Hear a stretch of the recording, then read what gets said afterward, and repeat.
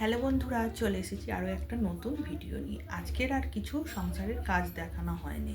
আজকে একেবারে চলে এসেছি দুপুরের খাবার নিয়ে। আজকের দুপুরের খাবারে ভাত নেই, একটু অন্যরকম খাবার।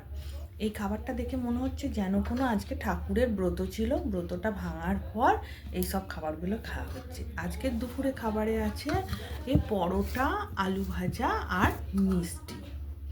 দুটো পরোটা আর দেখতে পাচ্ছ,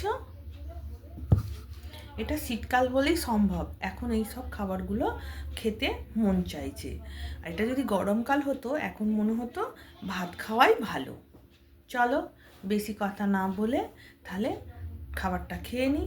যদি ভিডিওটা ভালো লাগে অবশ্যই লাইক করো, কমেন্ট করো আর আমার পেজটা ফলো করতে ভুলো না কিন্তু।